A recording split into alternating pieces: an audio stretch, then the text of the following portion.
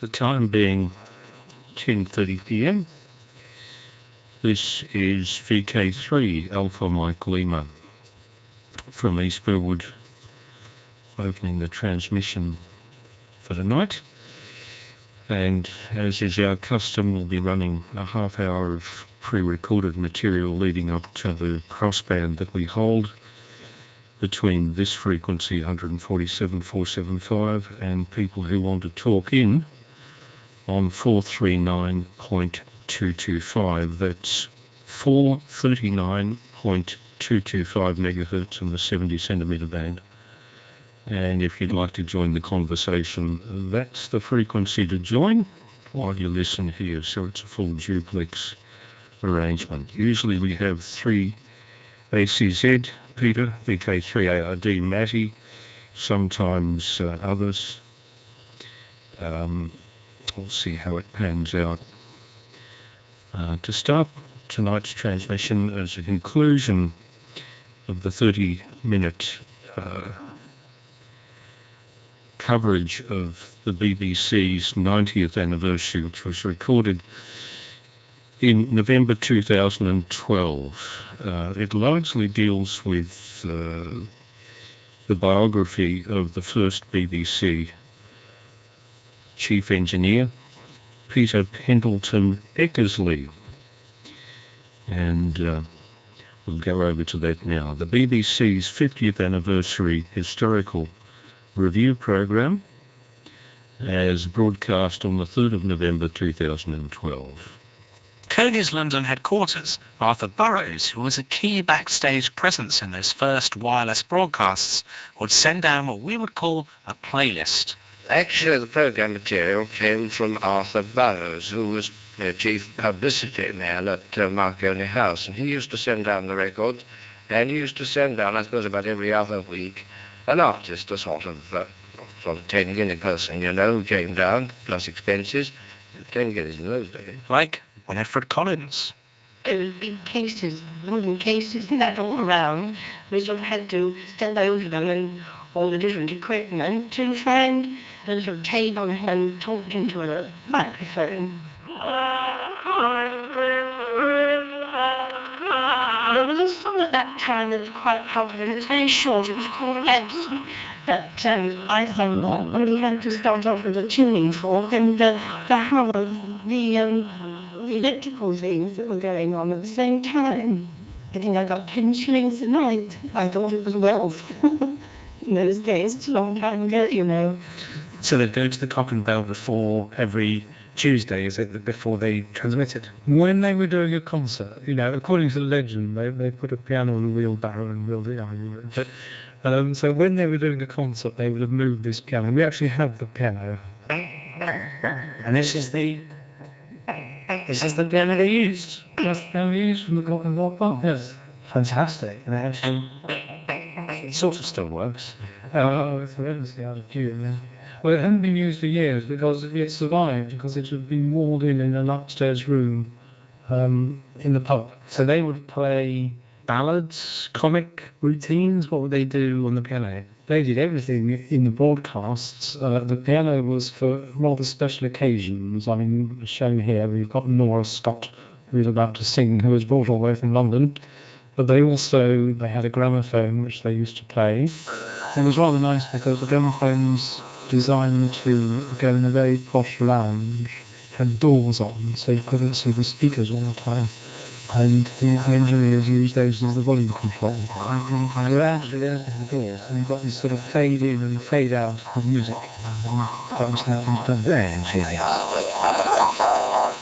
And if you wanted it louder, you just move the microphone nearer. If you wanted it softer, you might move the microphone further away. We were able to keep one of the smoothest volumes below that has ever been invented. Yes,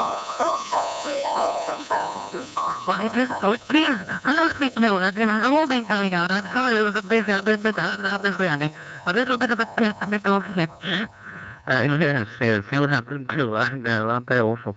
But anyway, I think I'll begin now. And the first thing I've got to do... The other thing that Eckersley does is understand that somehow broadcasting is not like a speech. or a meeting. Broadcasting historian Gene Seaton. It's you to another person who's listening. And so he gets this conversational tone. He doesn't get all stiff. And he knows that although there's one of you and you're broadcasting to many, for each individual listener, you're talking to them with a certain authoritative intimacy. Eckersley absolutely instinctively found his way to a tone of address that was then used later in the BBC. And we were indeed not only pioneers in transmission, we were pioneers in program. We in fact did the first radio play that I suppose was ever broadcast. The little chap's choice of play was pretty upmarket. Worse, it was French. Emile Rostand's drama about the man with the prominent hooter, Cyrano de Bergerac. And we chose that bit where Cyrano makes love to Roxanne in the balcony as a deputy of a young man, remember? And of course that is played on the stage in the dark, so we thought that was pretty well suitable for sound broadcasting. Cyrano de Bergerac, rehearsed, presented, performed, modulated, and I think almost knocked off air due to overmodulation by one P.P. Eckersley. Yeah. Rolls Wynne was Peter Eckersley's partner in the more experimental Riddle offerings. The cast consisted of course, P.P. Eckersley, Cyrano, Marion Travers, Agagi, Dennis Ross. Yes. I think was the rustling leaves, about as far as I was trusted. But what is most memorable about that, the way it was bearing in mind the way things are done now, was the rehearsal which took place about an hour before it went on the air, when we solemnly handed round a spoon representing a pink colour microphone. So you've got a photo here, Jeff, of the Riddle site. And these were taken from what, Marconi's own plane? Yes, they had a little biplane. I mean, it literally is a hut in the field. And you've got over here one of the Original microphones. I mean, to me, well, it's nothing like the microphone that we're using right now. I mean, it really does look like a kind of a bit fallen off an old telephone or something. Is that fair? Yes, it's very, very simple. I suppose it's a carbon granule microphone. What's this thing? This is a mock-up of a crystal set. It's a big tube. It's all on a sound chip. But you can tune it in. And then if we tune the set, there now it's coming in. There now. There it is. It's kind of developed, high kind of voice that people have. You can imagine, can't you, if you were one of the first listeners, it must have been so exciting to hear this constantly across the airwaves. Yes, and it would have been at this volume as well, very, very low volume. So you'd have to really just come in with the headphones. That's the rubber phone. On this occasion.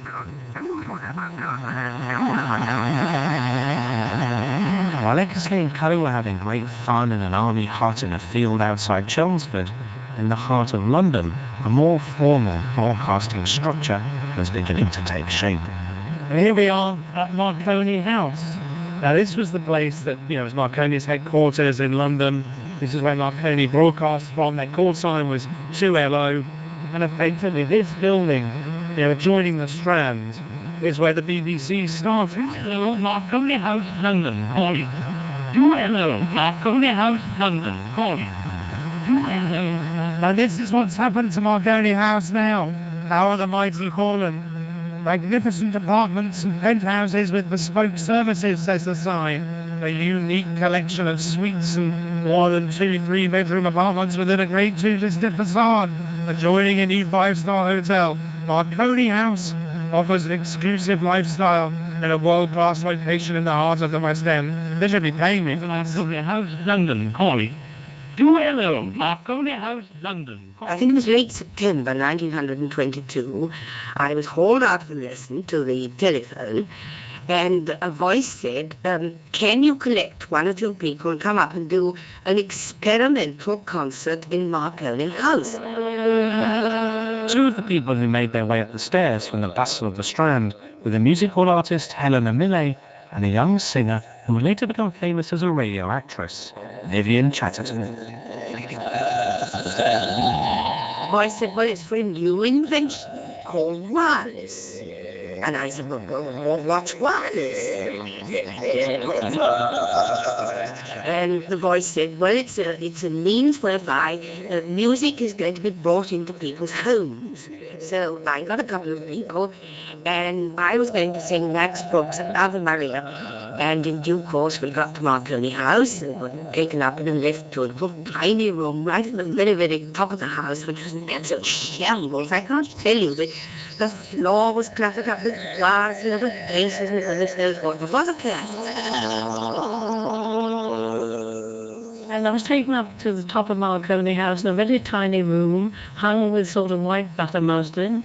A dingy room, 20 feet square, with a faded green carpet, a grand piano, a worn-out settee with a horsehair coming through. I remember strongly a set of bells, tubular bells, and a grand piano and a desk, and what looked to me like a telephone mouthpiece hanging from the ceiling.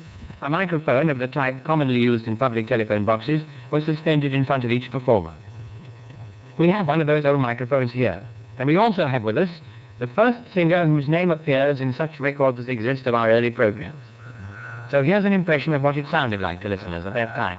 Cecil Lewis, a much decorated fighter pilot in the First World War, later one of the BBC's first radio producers.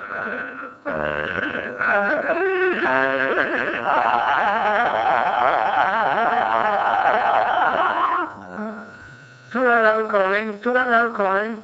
That was very close there. Sung by Mr.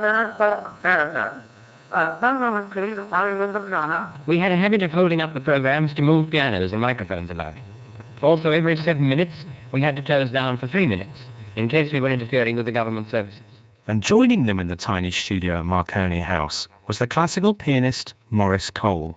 It would be, I should think, in the autumn of 1922. And of course we fixed up that I should get, I think, about half a dozen short, very short programs for a very, very tiny fee.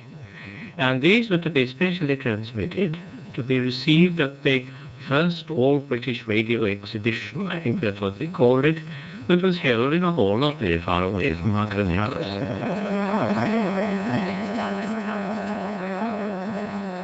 On September the 30th, 1922, this place, the Royal Horticultural Hall in Pimlico, was the venue for Britain's first wireless exhibition. So this cavernous and Edwardian hall would have been full of exhibitors and manufacturers and radio clubs and societies and all the rest of it.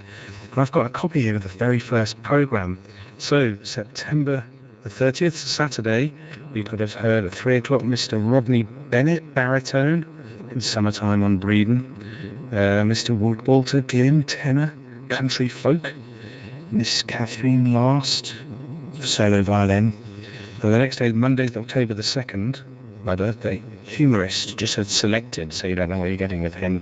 Mr. Rex Faithful, baritone, Glorious Devon. It's all splendid stuff, and of course it would all have been broadcast to the people in this hall from Marconi House. These weren't people performing live. This was the first radio broadcast of this kind of material to a kind of captive audience, I suppose. And it was a great adventure to broadcast, of course. I remember one day coming out of Delhi, we call them studio managers nowadays, I think they were balance and control or something in those days, came up and whispered in my ear while I was playing. It's coming over very nicely. I was nearly put off, I nearly stopped at this point, you know. What the radio manufacturers really wanted, of course, was to shift their products. The problem was that people would only fork out for a set if there was regular material for them to listen to. The delay in the general introduction of wireless broadcasting, said the Daily News, is a sore blow to our pride in our business efficiency. The thing has been in the air for some 6 months. The public has been ready to give wireless a warm welcome. But like people on the wrong wavelength, we can only hear vague rumours of more conferences. At last, on the 18th of October 1922, in the august premises of the Institution of Electrical Engineers, the British Broadcasting Company was signed into existence, with, as Gene Seaton observes, a rather clever arrangement. They don't want one company to get to be the monopoly business that sells all the radios in Britain. So what they do is they biff heads together and say, well, you've all got to get together in a company and we'll produce a company that will then produce the broadcasting which you all have to take. And what's interesting about that is that, if you like, there's this other model, I think, that's going on, that goes right the way back again to the end of the 19th century, which is a kind of, dare I say it, Fabian tradition of the public utility. So they call on this notion of a public utility, and that hostility towards commercialisation and commercial monopoly is transmuted by John Reith when he gets to set up the BBC into hostility to commercial takeover. It's an extraordinary story. It starts with, we don't want a monopoly of one firm making radios, and it ends up with a monopoly of one firm making broadcasts for radios. How you do that particular bit of turning a pig's ear into a silk purse is genius. Thus, sponsored by those 6 great firms, the British Broadcasting Company came into being. And to Stanton Jeffries I sent a memorandum, which perhaps may be considered a milestone in the history of British broadcasting, which Jeffries has read. The document he will now read to you. A.R. Burroughs to L. Stanton Jeffries, London Station Director.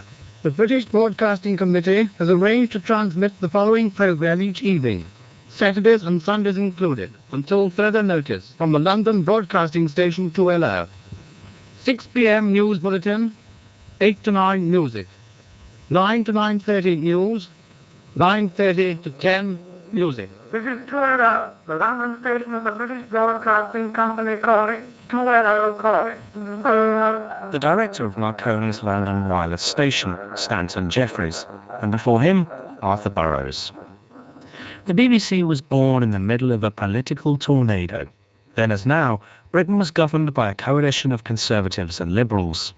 But the very next day after the foundation of the new company, the Tories decided to walk out of the coalition. David Lloyd George's government collapsed, and a general election was called for Wednesday, the 15th of November. Here is the last news bulletin for today. General Situation Section. The following items of news indicate... The BBC's very first broadcast, a news bulletin read by Arthur Burroughs of the Marconi Company, took place on the 14th, the day before Britain went to the polls. It was a landmark in our cultural history, but at the time it was largely overshadowed by the excitement of the coming election.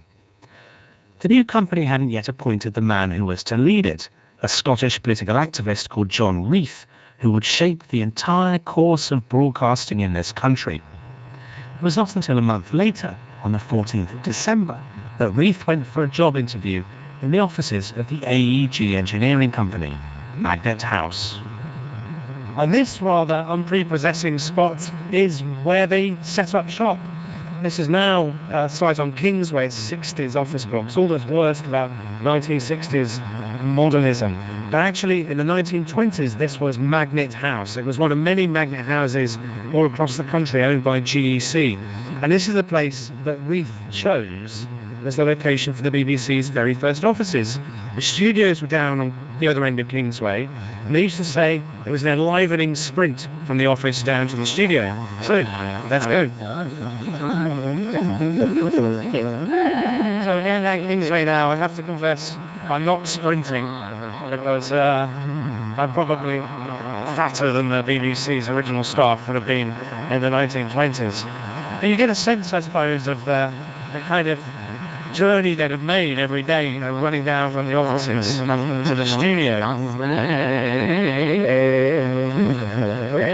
If you've coming down here in 1922, you'd come to Marconi House on the end, but first you'd have gone past one of the great icons of the BBC, Bush House, which back then was a building site. They were still doing it, so they'd have come dashing round the corner, past all the scaffolding and the builders and the dust and the noise, and down to the bottom to Marconi. But the biggest joke of all, as it seems now, was that during the daytime, the studio itself was used as an office by my old friend Jeff, the station director, more officially known as Mr. Stanton Jeffries. Yes, there I sat while engineers tested microphones, the typists ticked away morning, noon and night, and streams of artists poured in begging for engagements. There was no precedent, no store of experience to be packed, no staff ready to hand with metal proved in a similar field. It was all left to us. If you think, what models have they got? Professor Jean Seaton, the BBC's historian. They've got the model of the concert. You go to the concert, you hear the concert, you go home. it's a one-off thing. They've got newspapers which are a bit nearer the mark. Films, you go and see a film, then you go home. So they've got to discover what this odd thing that broadcasting will be, and when it will be in people's lives, and what time of day it will happen, and it will go on continuously. It's only about 1924, there's a wonderful manual about how to listen. That you should sit down, listen very carefully, and Reef gets incredibly exercised by the notion that people might listen like water on a tap. You turn the water on and they just go on listening. And that would mean that they weren't getting the proper kind of attention to each individual programme. So you had gaps between programmes at first in order to sort of cleanse the hearing palate. Nobody could tell to what extent broadcasting would catch on, nor indeed whether it would take on at all. For the pioneers of radio like Arthur Burroughs, it must have seemed an experience to set beside the adventures of Victorian explorers like Stanley and Livingstone, a journey into untouched, mysterious territory with their maps or compasses to guide them, discovering all the potential and the problems along the way. Leading the explorers was, of course, John Reef, and at his side, his assistant, Ruth Cockerton. If you telephoned your office, if you didn't immediately recognize his voice, even if you've never heard it before, you're almost liable to instant execution. And 3 rings on your telephone. Yes, they meant that the director was on it. Yes. 1 ring was an ordinary person, 2 rings was the controller, Angela Carpendale, 3 rings was the director general. That's right. And Once the telephone rang 4 times, and somebody said, well, that must be God. Following items of news indicate the general situation in the country. This is the National Program Product. The production director going to talk to you tonight about some forthcoming live and written there. His Eminence Cardinal Bourne, the London Boy, it's the Untitled. Good evening, ladies and gentlemen. This is one of our weekly broadcasts. This is Nigel the famous teacher of dancing. These new dance being introduced to this country consists of different variations, now, very unfair. I give you another dance. Well, then, do you remember the notices that hung about in the studios? Like, don't cough, we went there for thousands. Or, please refer to listeners, and not listeners in. And the man who issued that edict was inevitably John Reef himself. As a son of the manse, as the saying goes, Reef filled the early airwaves with religion. And as the momentous broadcasting year of 1922 slipped into the first days of 1923, Reef chose a sober ecclesiastical voice, Dr. Archibald Fleming of St. Columba's Church, Pont Street, to welcome in the new year. The good Dr. Fleming did so in memorably gloomy style, although he did strike an appropriately seafaring note. To be the last in the year 1922 to speak to you is a responsibility before which the most confident might quake. For you are about to tranship from the vessel which bore you across the sea of 1922 into that which is now to carry you over the uncharted waters of 1923. And to me is given the opportunity of advising you what to take along with you and what you had better leave behind. Many thousands who are at this moment invisibly grouped in this wonderful whispering gallery will never reach the end of the New Year's voyage at all. But for Reef, Burroughs, Eckersley and Lewis, the voyage into 1923 was to be the beginning of a golden era. So the next leg of our little tour of this corner of London takes us to the 3rd place that the BBC occupied, because the very next year they needed bigger facilities, basically. They moved just down the Strand to a new building, which was the Institution of Electrical Engineers. Savoy Hill, they called it. I think we can't underestimate the importance or excitement of the Savoy Hill days. A writer and expert on radio history, Sean Street. Because it was a string of firsts. It was the first outside broadcast. It was the first Ascot. It was the first Wimbledon. It was the first boat race. It was the first symphony concert. All these things were happening for the very first time. Everything was a new challenge. Everything was testing the medium. This is the national program. Now we're going to take him over to Wimbledon for a running commentary on the All English Championship by Colonel Brand. Here we are again in the centre part of Wimbledon, and this is it. 2 Savoy Hill was the address, there it is, number 2. It's all blocked off now, it's a sort of door that they don't use. On the side of this great handsome red brick building behind the Savoy Hotel. But even so, there's something nice really to think that these are the steps, that's the entrance, that's the portal that had walked through when they went upstairs to go and do those pioneering first broadcasts. When I first told my friends that I was going to Persia, I discovered that to most of them, Persia was little more than a great... Taking over to St. Hilary, Cornwall for the first broadcast of the Nativity play. Mr. Coulson Young is in, But I liked the one that was hung out up in the corridor with a few lengths of fire hose and a whistle. It said, in case of fire, blow this whistle loud and long. It was nice actually, they've got the plaque here with the original BBC logo. I actually prefer it to the current logo. From 1923 to 1932 it says, studios and offices of the British Broadcasting Company and its successor, the British Broadcasting Corporation, were in this building. It's funny actually because I must have walked past this building or walked near it dozens, hundreds of times. It's one of those big London office institution buildings that you walk past and you never think about it. You don't think twice, you just walk past it.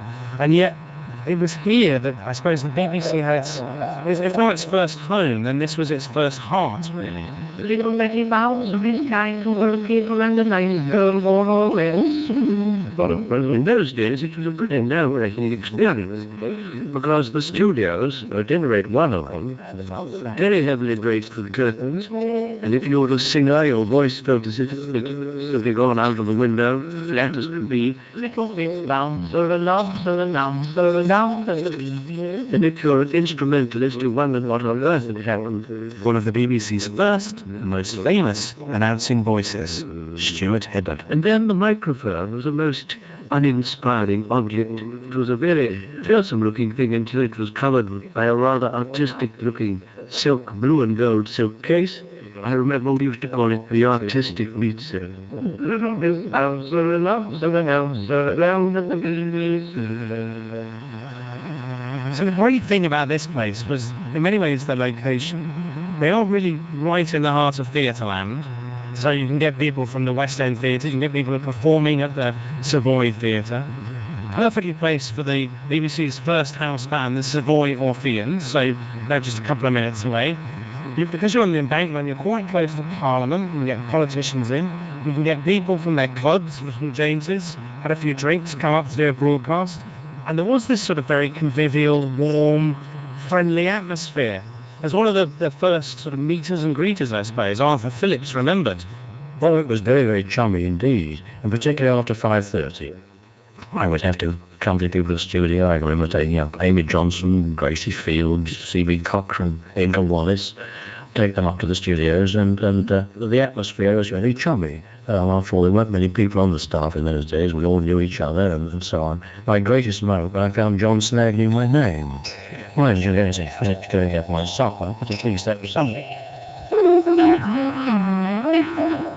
So at 5:30, Colonel R.H. Brand, who was called the host, the 2 duty announcers for the evening, used to don black ties, and they would greet the artists in the hall as they came, give them a drink, and then conduct them up to the studios, and the announcer would stay with them, having made the announcement, and bring them down afterward, back into the green room, where he would hand them an envelope containing their fee, which the black cashier given to him as part of the broadcast.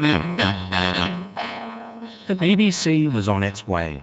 Savoy Hill, for all its shortcomings and lack of space, was a congenial place. The cascade of performers pouring through its studios grew into a mighty river of talent. There was perhaps one little whisper of cloud on John Reith's horizon, the appearance of one Captain Leonard Plugg, who in 1925 persuaded Selfridges to sponsor Britain's first commercial radio broadcast from the notorious den of iniquity, Paris. Soon Reith's monopoly would face a more sustained commercial challenge, and soon Britain itself would be plunged into the Second World War, perhaps wireless's finest hour. But that, as they say, is another story. For the time being, It was all such fun. And I think it cannot be more sufficiently emphasized that pioneer adventure was born in laughter, was nurtured in laughter, and died in laughter. We are now taking you over to the Savoy Hotel for dance music by the Savoy Bands and Havana Bands until midnight.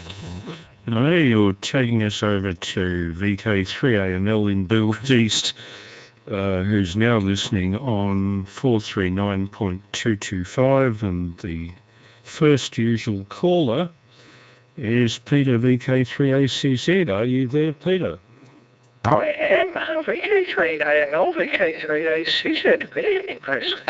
Yeah, g'day, Pete. Hope you've had a good day. I have a few clips which I'll play later on. I've tuned around the DRM broadcasters on HF radio today, and I found quite a few that were with English language programming unexpected.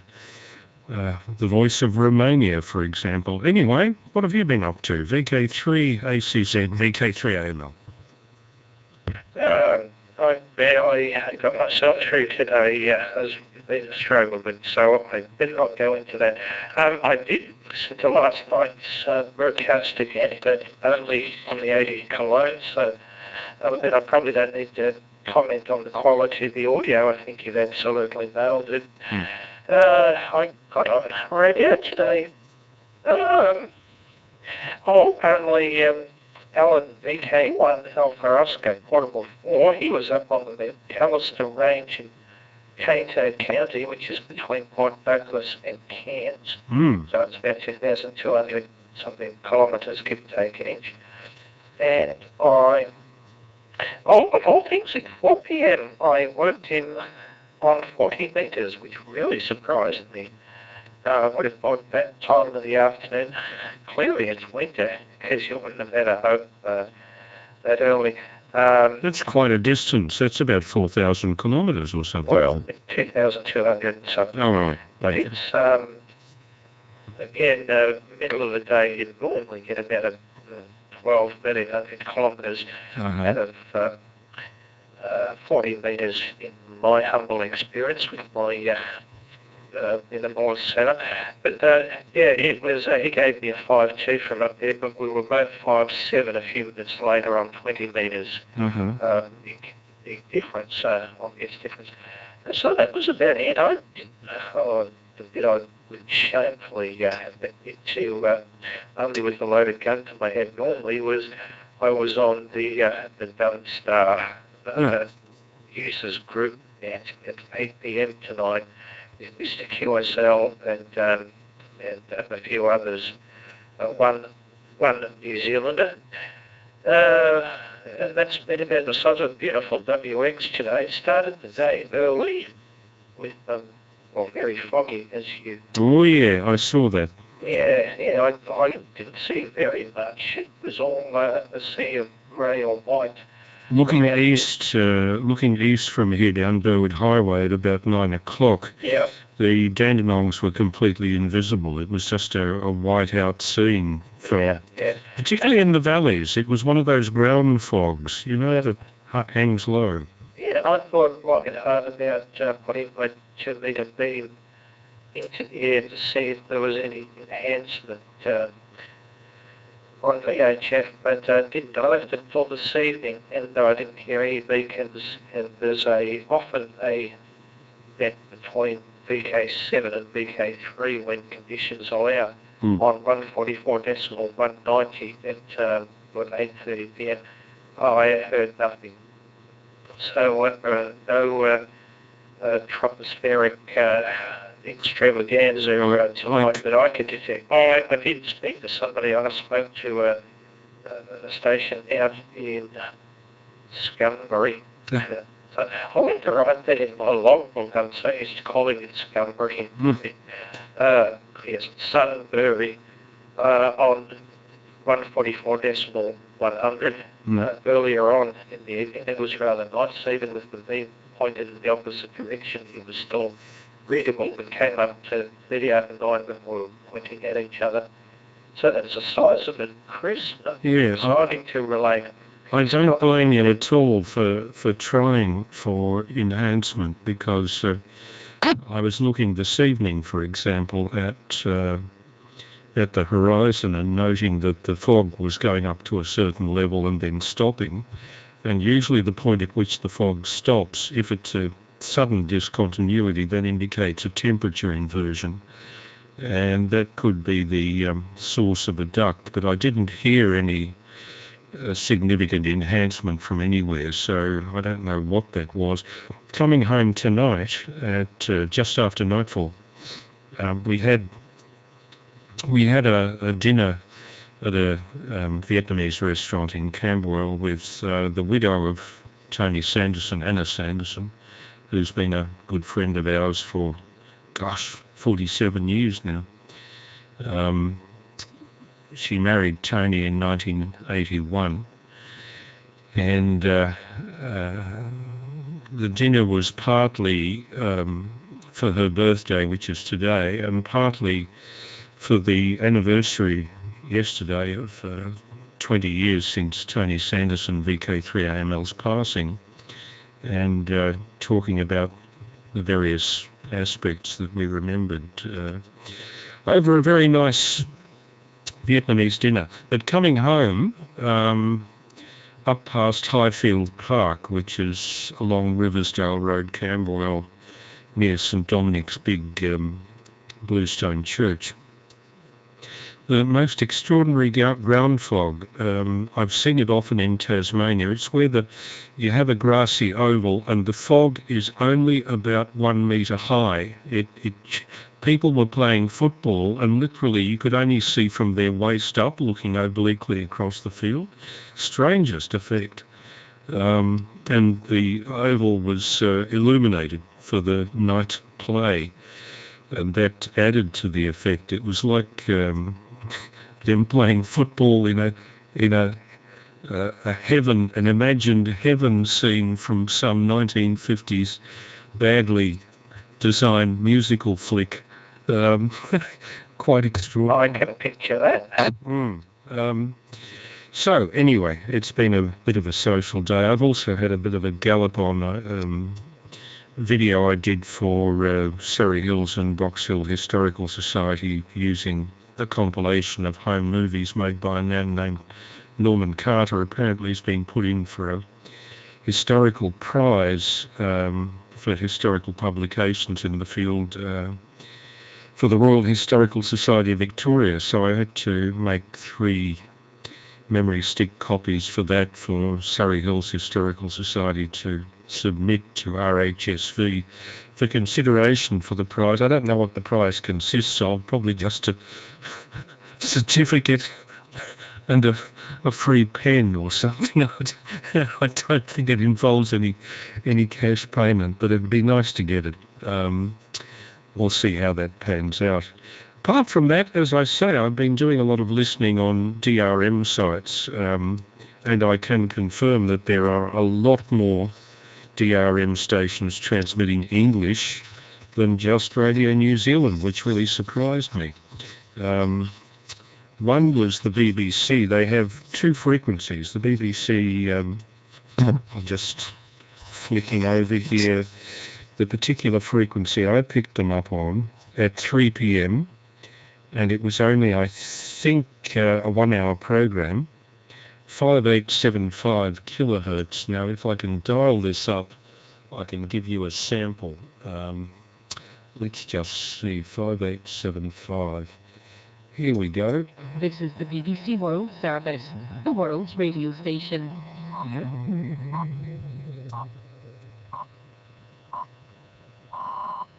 Hello and welcome to Newsday on the BBC World Service with Anne Soy in Nairobi and James Cotnell in London. A state of emergency has been declared in Venezuela as one of the strongest tremors in a century hit the country. 2 powerful earthquakes hit the South American country seconds apart, collapsing buildings. Well, you can tell that it's not quite up to the standards of normal AM on the broadcast band, but for 5875 kilohertz, the quality is not too bad, particularly considering that that's just a a tack-on one-size-fits-all DRM converter used by one of the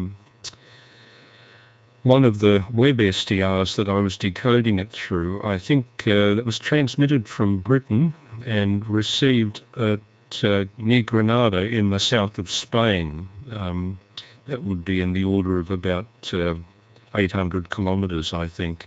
Back to you, Pete. On the sound FM quality, Chris, just as an aside, I looked out the door for the first time in a couple of hours, and a real piece of hazard set in here. No? It's I can't even see the street lights down at the corner, which is 100 metres away. So there you go. It's very foggy. I might see if I can get the early start and point that beam, 2 metre beam down to the west to see if I can pick up the Western District crew who are on every morning. Okay. From Mount Gambier across Caravan, Waterfall, Auckland, all those guys I might see in the morning. Anyway, getting back to subjects at hand, still on not quite the same frequencies, but from the similar region. Well, the altitude is net this morning. Mr. Hotel Kilo, Mr. Hong Kong, 3HK. Broadcast a little thing about a snippet from what's it, 198, the long wave about to close down very soon. And his heart made the comment that, well, that leaves a whole lot more long wave for amateur radio experimenters. But then I wish. Yeah, then he checked himself and said, yeah, right. So, we can dream, can't we, Chris? Look, it may actually pan out that we do get a slightly broader band there. It'd be nice to have enough space for one decent sideband signal. At the moment, we are only allowed to transmit a sideband signal 2.1k wide, but within that bandwidth, you could easily transmit free DV, so that has possibilities. And I know that from tests I did some 15 years ago with 3HP Grant, who was transmitting from down at Mornington. He was transmitting digital slow scan television pictures to me using a similar sort of conveyance system for the digital information as DRM. And we found that it worked extremely well at any time of the day. It doesn't suffer from the selective fade you get on HF. The phase coherence of the different parts of the passband were excellent. And although there's a lot of natural noise there, static crashes and all that sort of thing, even if the sig-to-noise is not good, its potential for conveyance of digital information is actually very good. So while analog speech transmissions might not work so well there, I think it's a wide open field for somebody to try 3DV. I don't think anybody has yet. Well, would be. My understanding is, and I might be wrong here, but the NDBs are disappearing faster than all get out. I know that Moorabbin's still operating. I heard that just recently. Yeah. But it makes me wonder why the option to increase the amateur use of long wave is not forthcoming. I don't think that's actually been considered. The last time they considered this was when the band was made available to the amateurs, the 630 metres I'm talking, 472 to 479 kilohertz I think it is. And I think that was opened up for amateur usage. Peter 3YE, who was almost the first on the band, would know better than I, but I think it was about 2012 or 2013. So we've had the restrictions for that band were framed in the context of 10 years ago, where there was far more usage by NDBs, And the 500 kilohertz frequency used by ships as their standard frequency had only recently, I think in 2000 or 2001, been rescinded, so there's no longer the usage of 500 kilohertz there was. So there's every reason to expect that we might be able to get a slight increase in that band. I've often thought that if all the stations eventually disinherit AM broadcasting, it's an excellent opportunity for people like Dave ASC, VK3ACZ, VK3AML. Yes, 3AML, 3ACZ returning. Well, of course, that's why I will be standing on the side and cheering everybody on. Even at 160 metres stretches me that I'm relying on a worm burner antenna. Mind you, it's performing better than the non-resonant length of wind string. It could be a lot better, but it could also be a lot worse, is my point. Yeah, I think, as I said, I'll just have to cheer on everybody who's going for it the big way. And I do remember a couple of those YouTube videos from people when the allocation was given to us that they, one particular fellow, I can't remember who it was now, but on the very same day that it became legalised, produced a video of his first experimental attempts. So, yeah, as I said, I'll be cheering on anybody willing to do some more experimenting and give it a go, and it certainly sounds like fun. But then again, I sit on the side waiting for somebody to get a really good microwave dish up the point at the moon so that I can go and do some DME at their place. Like as I've often said, normally somebody gets a swimming pool and people that they didn't know were friends turn up with their bathers and all that. Well, when I find out somebody's got a new BME station going, I'll be turning up. Here's their equipment, just so that I can hear my voice come back from the moon. Forget about sending data. Yeah, so I'm all about the voice. So needless to say, I know it means big power and a big dish. Yes. But yeah, getting back to long wave, Chris. Funny that Australian broadcasting didn't take it on, and I think it was you who once told me that it was because of the Q1 Nelly that we would get.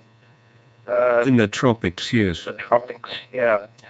So it lends itself more to European stuff. Is that still? That's true. Okay. It was basically it was used in that region. I think region 1. I'm not sure. But the long wave stations extended from Iceland in the west through to Vladivostok in the east, right through Russia to the Pacific coast. So it was a broad band, but it was at fairly high latitudes that don't experience too much in the way of tropical thunderstorms, which generate the noise that really interferes with long wave communication. But long wave is wonderful in that it doesn't fade very much. It's receivable over long distances right around the clock. Has terrific, ground wave coverage. And in the days of crystal sets, the advantage of long wave was that the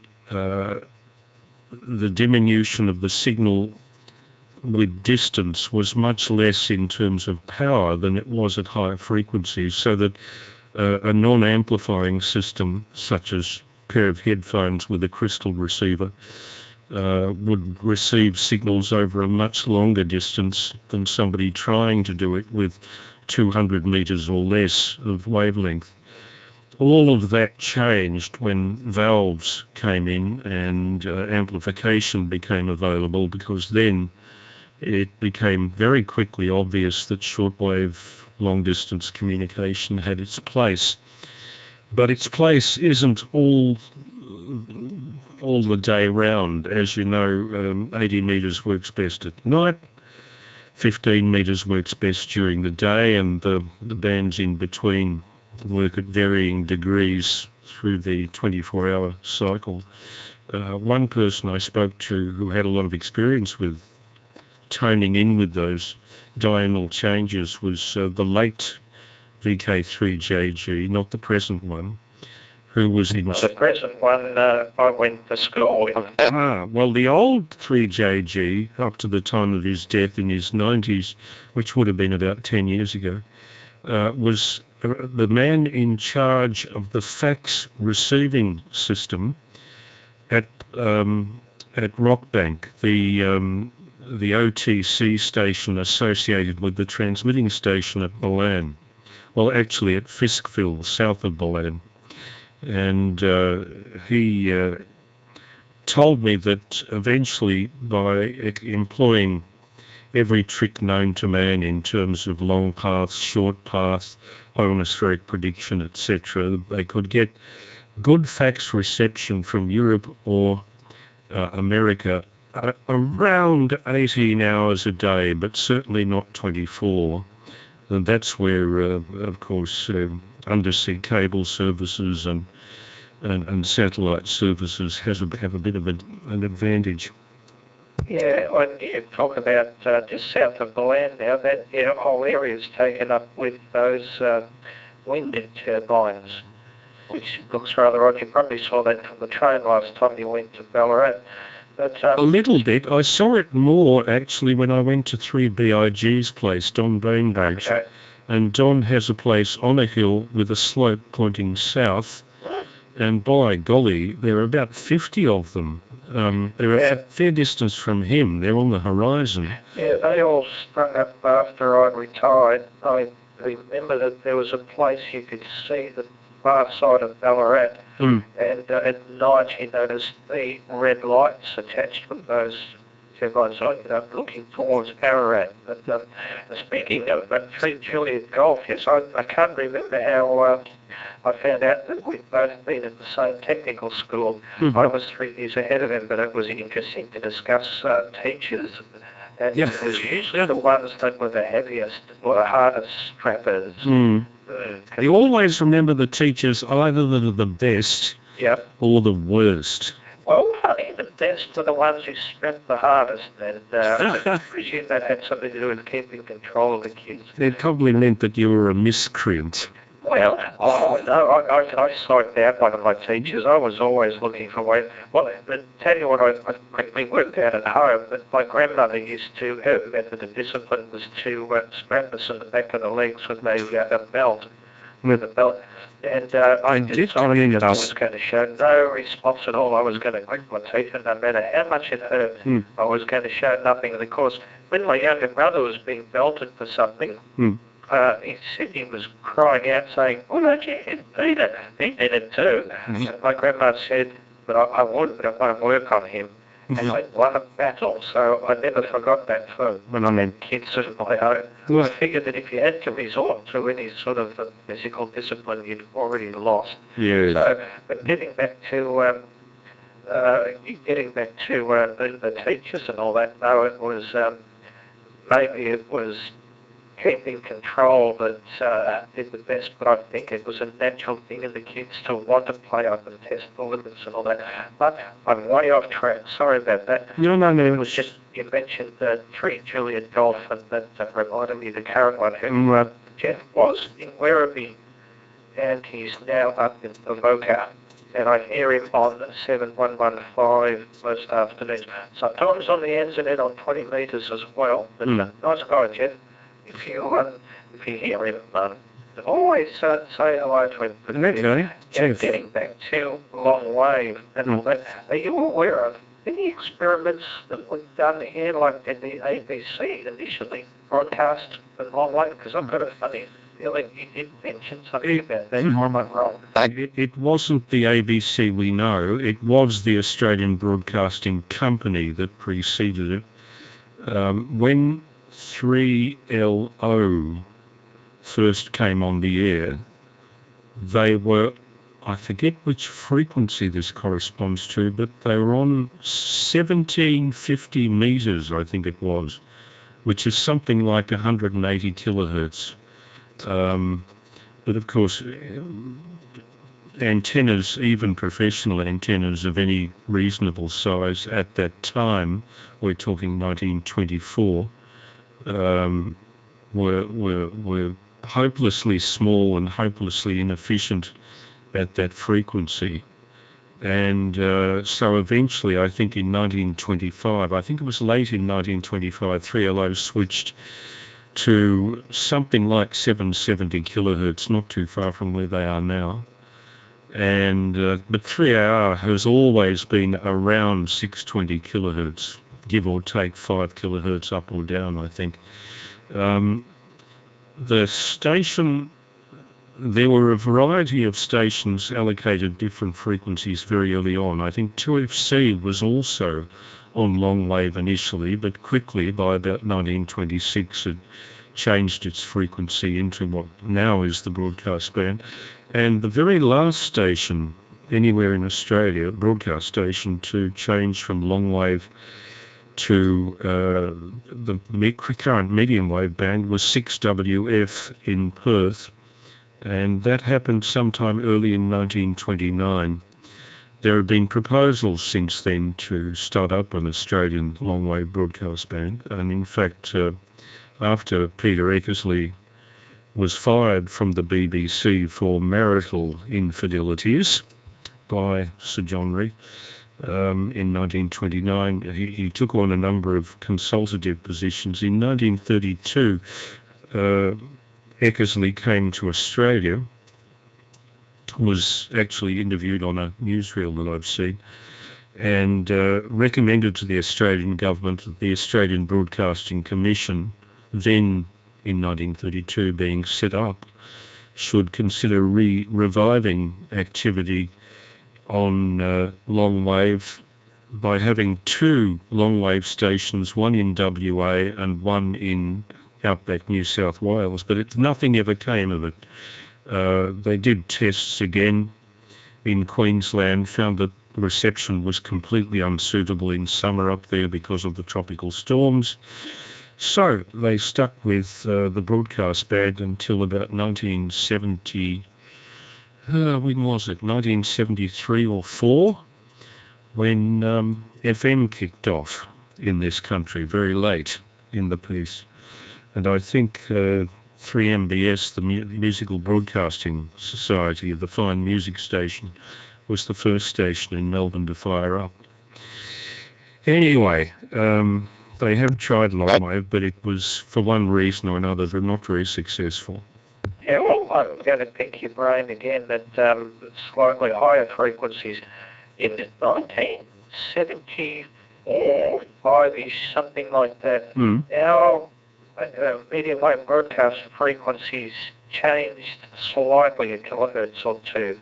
Did we go from 10 kilohertz steps to 9 steps? I'm just wondering what that was. I'm not sure when it exactly was, but I remember it happening, and they did go from 10 kilohertz spacing to 9 kilohertz spacing. I think it was to make room for more stations and also to make room for narrowcasters above 1600 kilohertz.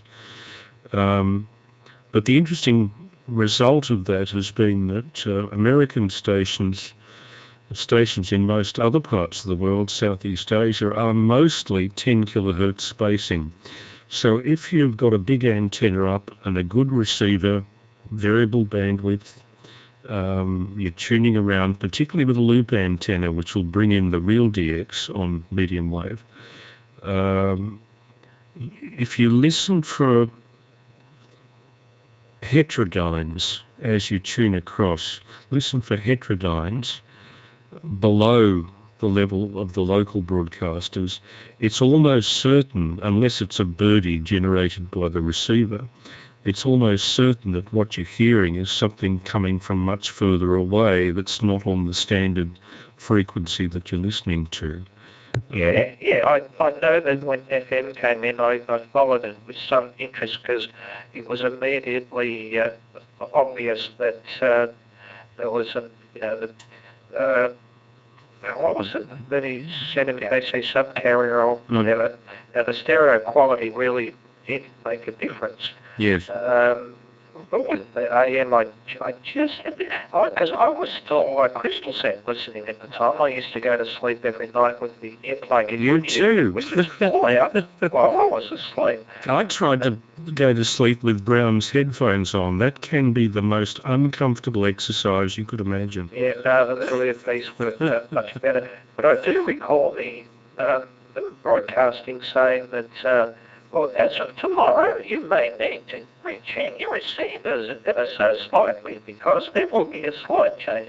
Because 3XY was my station as a early teenager, so that went across from 1420 to 1422, which made me think, yes, it must have been 10 kilohertz steps at one stage. So Yeah. I wasn't even sure until you confirmed it for me. But yeah, New Zealand are also 9, aren't they? Which is a pity because I'd like to receive a ZL. I'm told that if you turn your ferroid core towards Sydney, you can null out a station on, I can't even remember the frequency now, it's in the 1100s, and potentially near a ZL station. But then again, I have enough fun listening to Radio New Zealand International. You can do even better if you use a balanced, an electrically balanced loop, center tapped, a big loop, 1 meter diameter. And if you get it properly balanced, the null can be, 40, 50 dB, so you can almost totally get rid of the local station and hear what's underneath. So the usage of a steerable loop is almost essential if you're doing serious DX on the broadcast band. And back in the 60s, when I first got into it as a kid of about 10 or 11, this would have been 1964, 65, there was a gap in the local allocations around about 590 or 600 kilohertz.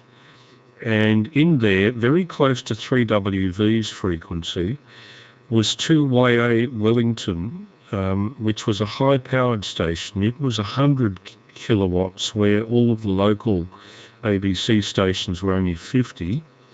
And most nights, particularly in winter, the 2YA could be received quite audibly here in Australia, but it did suffer from very deep fading at this distance. So you'd have to listen to it for half an hour, and the fades would go up and down in about a 10-minute cycle.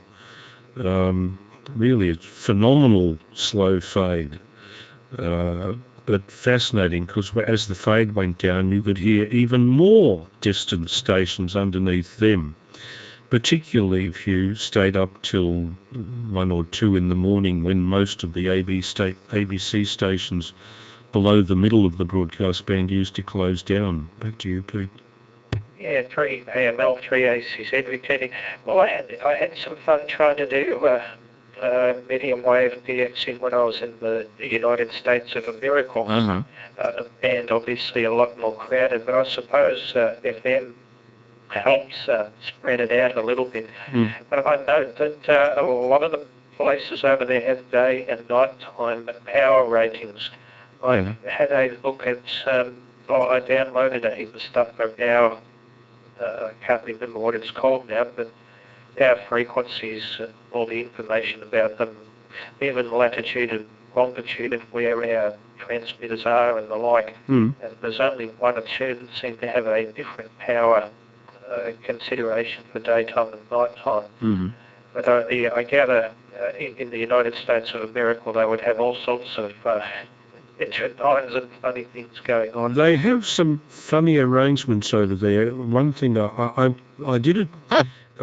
Friends of mine in Salt Lake City, one in particular, Gordon Smith, K7HFE, was kind enough to take me to see the biggest broadcast station, transmitter and studio complex in Salt Lake City, run by station KSL in Salt Lake. And it was broadcasting AM stereo by a very strange system that they don't use in this country. It was compatible AM stereo.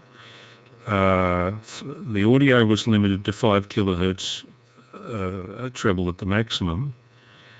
and they had what they call clear channel operation. Apparently a few stations in USA, if they're running really high power, like 100 kilowatts or something like that, the FCC gives them one of the few available clear channels. In other words, the channel is kept clear of every other station but them, whereas most commercial radio stations are using between 1 and 5 kilowatts, and they can be repeatedly allocated at distances of, say, 500 or 1,000 miles. So it's an odd system over there. The other thing I noticed, what was it that, Mickey, I did some programs on the local community radio station for a friend of mine who was into 1920s, 30s jazz music, just as I am.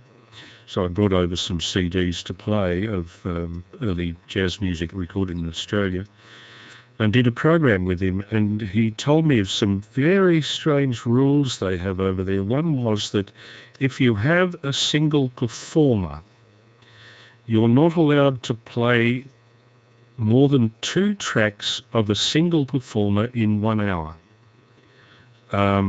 In other words, you can't sit down and have a special program where you play every track on an album. It has to be mixed up with other stuff. I can't understand why they've got that rule, but nevertheless it applies. It has certainly applied to our program, so I had to be careful of the timing of playing multiple tracks of single Australian performers. Back to you, Pete. Oh, that's a bit sad.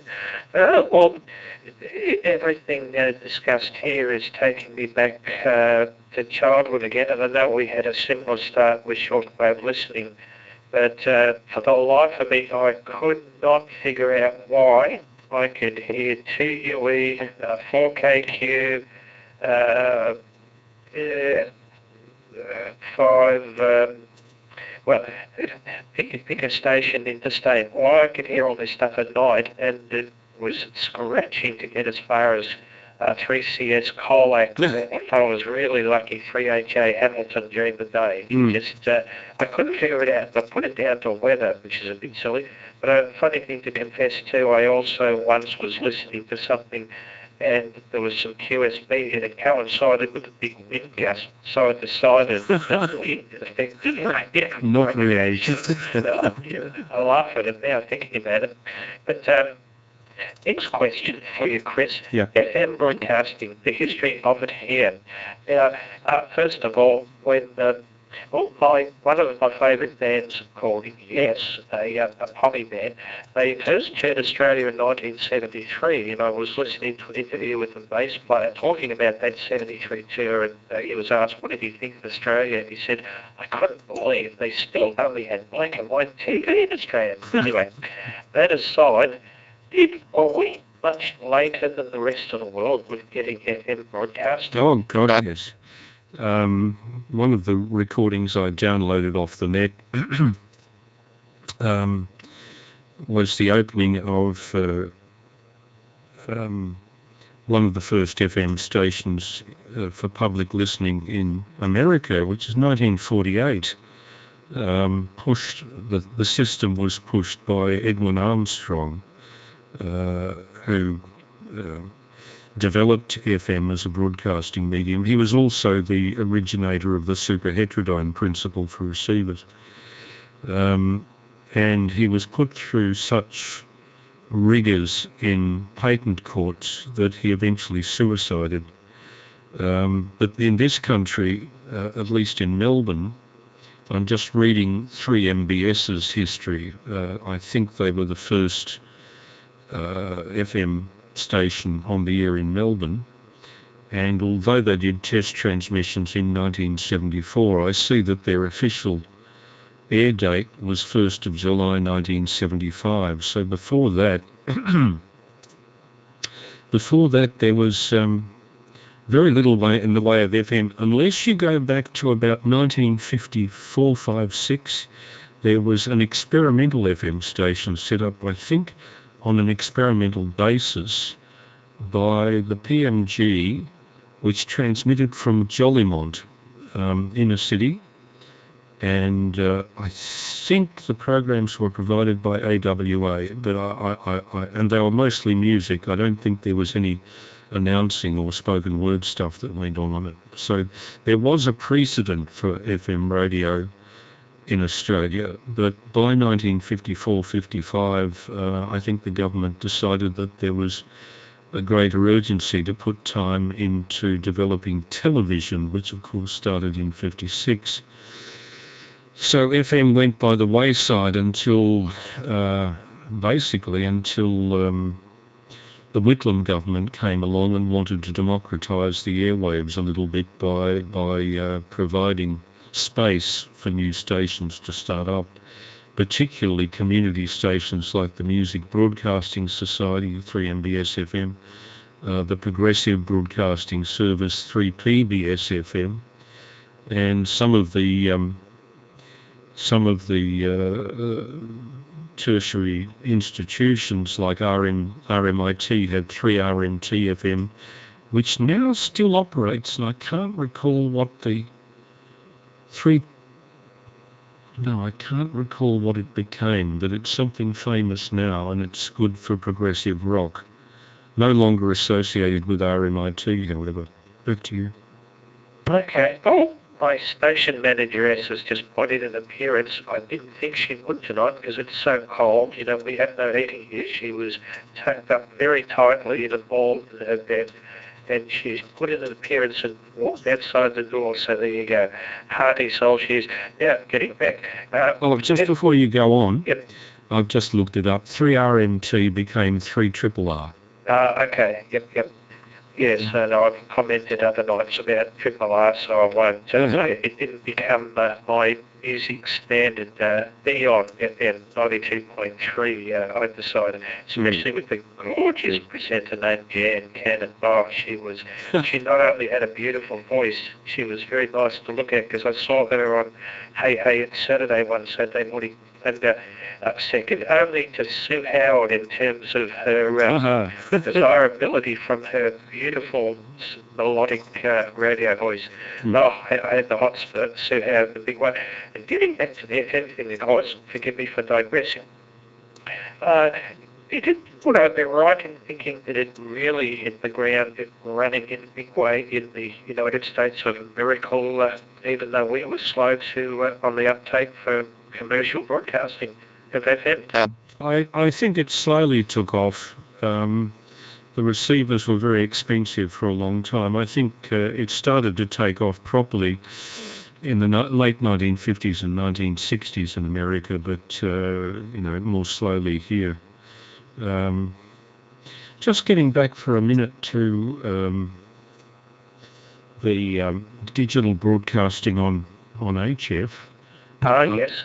If you're interested, I can just play you a couple of minutes worth of Radio Romania, which strangely enough broadcasts in English. Oh, yes, please do. Okay, this was... I just sent a QSL card to Romania today. Okay, well, this was on 17680 kilohertz, which is the 16 meter band, I think.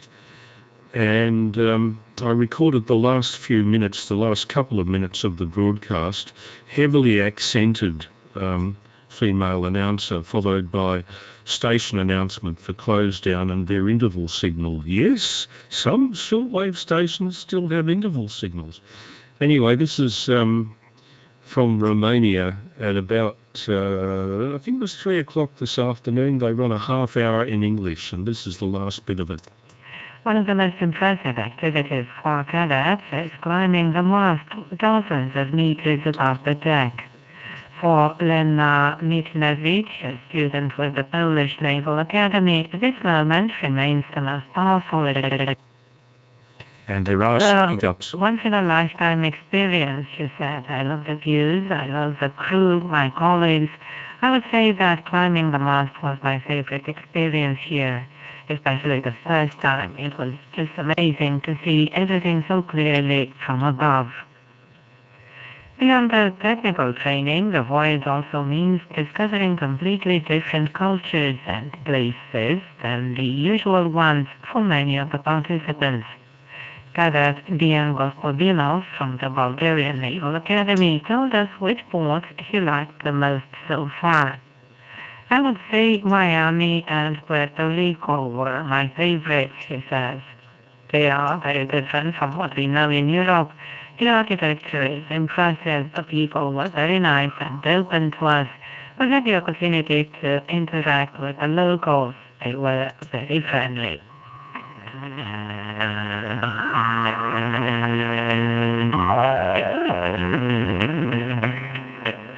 The International Training Voyage of the Meta training ship remains a complex training experience in which professional training is intertwined with discipline, flexibility, and international cooperation.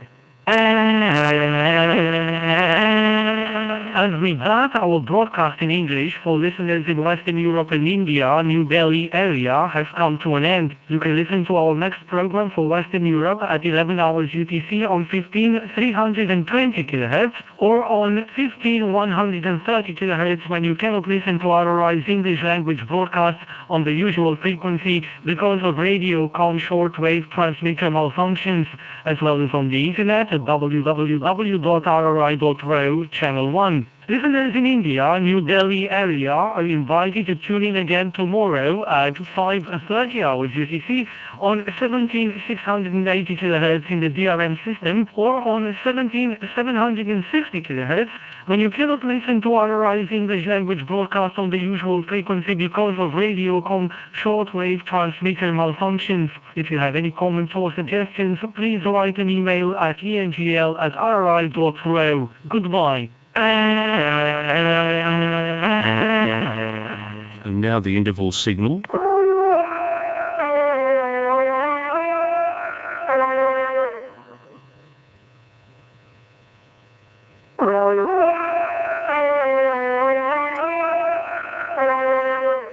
And that's Radio Romania, so there are some English services, not New Zealand, still being broadcast on HF on digital streaming of DRM. It was really cool, Chris.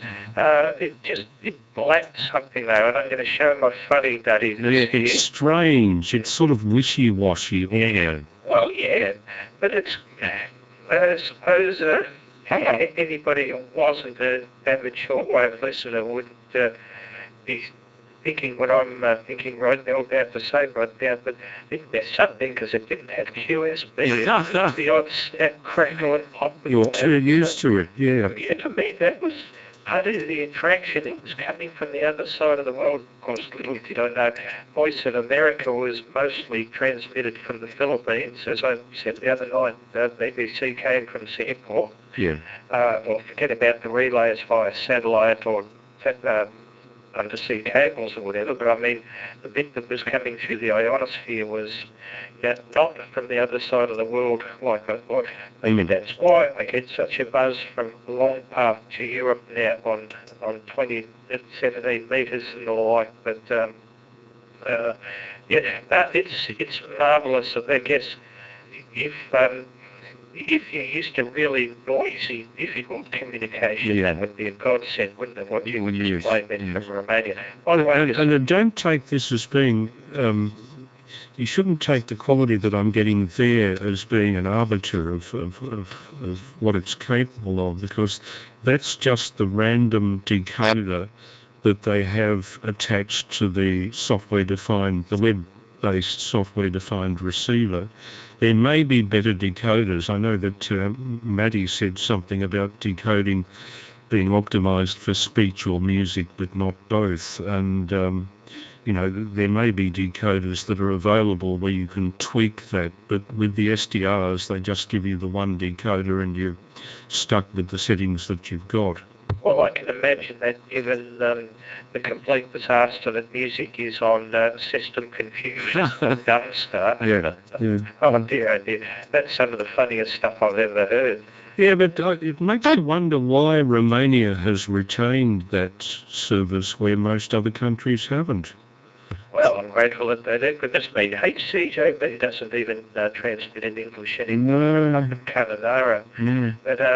But by the way, a bit of useless information for you. The prefix, the amateur prefix for Romania is Yankee Oscar. All right, okay. I can tell you that that recording was made off a WebSDR in southern Spain, so the signal had leapt right across Europe. It probably was single hop on 17680.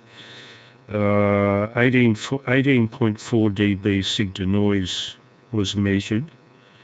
The strength of the signal into the WebSDR was strength 9 plus 10. That's what I notice about most of these DRM stations. They have to have a bloody strong signal before they work really well. And that was being transmitted from a place in Romania called Tiganesti, wherever that might be, Tiganesti, 11.64 kilobytes per second. Now, I also noticed that the French were on this afternoon on 6120.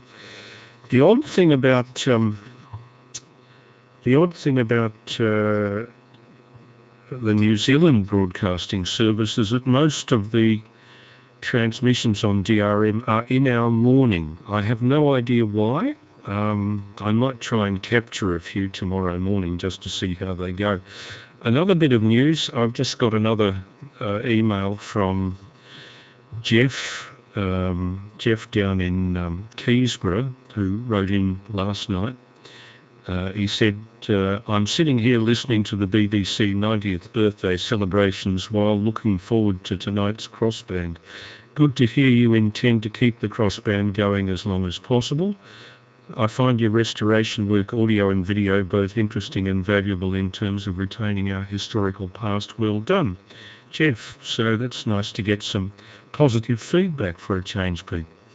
Yeah, the only worry I have with your feedback is that you'll get people sending you emails saying, Chris, it's great listening to what you have to say every night, but can't you get that other idiot to shut up? That's what I'm always totally likely, Pete, but if you don't... Chief or Mr. Zulu Hotel, the Master Blaster, or others will join us. It would be nice to have Steve 3ZH back with us. I think that I did notice on his webpage there were some photographs of him lecturing on the medical implications of 5G and all of that in Going to turn us into two-headed monsters, Chris. We need to set fire to all the fire. Oh yes, you read the internet. COVID was spread by 5G telephone towers. I mean, really? Oh, that's right. The nuts who were going around setting fire to these things were even the difference between the 4 and 5G towers. That was the funny bit. Yeah, I tried to explain to them the difference between ionizing radiation and electromagnetic radiation, and they wouldn't have a clue. So, you know, it's like bashing your head against a brick wall.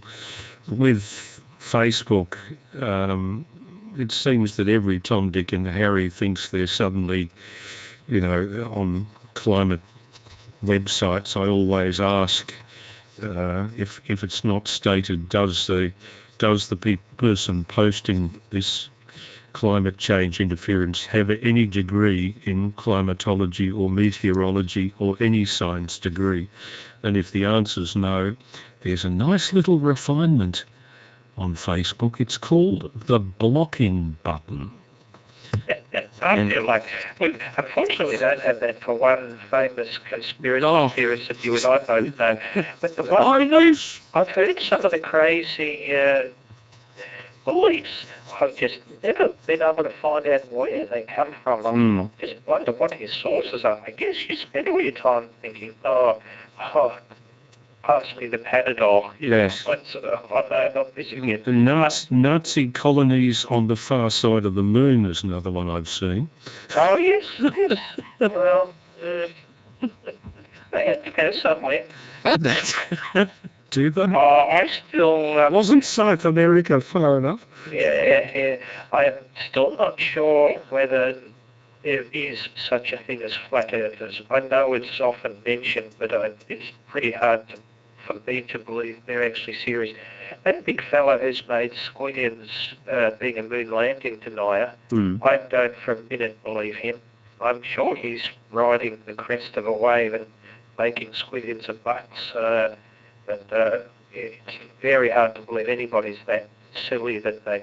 Because you just listen to their theories as to why it was all fake, you know. Only one shadow of the astronauts. Well, if it was in a studio, there'd be more than one shadow in there because it was one light source. Oh, you get a lot. Look, Facebook is a great place to suss out the latest conspiracy theory. Quite apart from conspiracy theories, there are some. Hey. Was that somebody calling you? No, it's Nigel next to you. Hi. Oh yeah, I know it. How are you, Nigel? How's things going? Oh, not too bad. Yeah, I've just been listening for a little bit. Yeah, flat earthers. I think you are. A flat earther? Yes, I did. Yeah, he did a bit of gardening here, and he believes in the flat earth. Believes in a flat earth. Okay. All about it. Oh, God. Have you... How did you come to that view, Nigel? Do you know? Well, he said, what he said was, he pointed to wheel trading. There was some water in a wheelbarrow. Yes, a wheelbarrow. He said, look, it's not curved, is it? Then why can't we stand on our roofs and see Mount Everest? I'm laughing too, Chris. Well, I said, why don't you take a trip around the world? No, I don't know. I see. So he believes that there is an edge of the world where you'll fall off. Yeah, that's right. And what does he think the world is? The world held up by a giant turtle in a... I don't know. There is gardening. No, dear. So many clowns and so few circuses. Yeah. I believe one of the things that alerted Christopher Columbus to the fact that there might be places to go and see without falling off the end of the earth was that he's supposed to have watched sailing ships disappear over the horizon, the hull disappear, and then the masts slowly disappear over the curvature. So, goodness me, if he was able to figure it out in the 1400s and we've still got people in the 21st century, there isn't much hope, is there? Not. Columbus. You asked him? Asked him. And he said? Oh, I can't remember now. He found off in some way, I don't know. I think, on Facebook you see a lot of other less obvious misinterpretations. A favourite way that people on Facebook have of dismissing the effectiveness of electric vehicles is that a common response is, oh, well, you're only shifting the pollution to the coal-burning fire station down the road. Well, the obvious response to that is, if you look up the statistics for Victoria, 45% of Victoria's power is now generated from renewables. Not only wind power and solar power, but the solar power on people's roofs. Back to you, Pete. Yeah, well, that's the saddest story I ever heard from a poor person who clearly didn't have enough neurons. Was he had his own YouTube channel. He said that there are no spacecraft, there's no space travel, there are no satellites, because you cannot generate thrust in a vacuum. And how he explains... I'll tell you what else you can't generate out of vacuum. Between his ears. Precisely. How impervious to reason do you have to be to maintain that kind of... I think people sometimes say this for effect because if they get publicity, it almost always can be used in some way to generate income. Well, that's why I'm suspicious. I wish I could remember his name, but he's not worth remembering. The one who Buzz Aldrin actually thumped one day because this fellow was harassing him. Good on Buzz Aldrin. I'm sure a few people would... he called Buzz Aldrin a liar as well as harassing him and following him around. And Buzz eventually they gave him one. Isn't it great that a guy that's in his mid-80s can still give a bastard a hiding? Yeah, so I think it's pretty preserved too, by the sounds of it. Yeah, again, if they came up with anything that was halfway plausible, it would be a first. Because you laugh at some of their suggestions, but it just come from plain ignorance. Yeah. But I suppose, well, the trouble with people who are spreading this stuff just to make money is that gullible people believe it, and you're off to the races. Anyway, enough of all of that. Yeah, the same applies to chemtrails. People believe. Oh, hang on, yeah, we think of that. Yeah, the vapor trail from a jet is supposed to be us being sprayed with something like DDT. Yeah, well, that's what they thought. They said he was in health as well.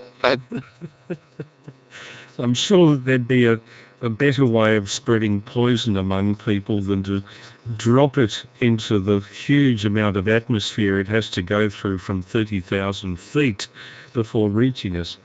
But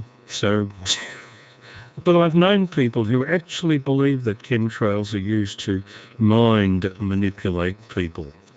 It's usually people that haven't had they're not. Okay.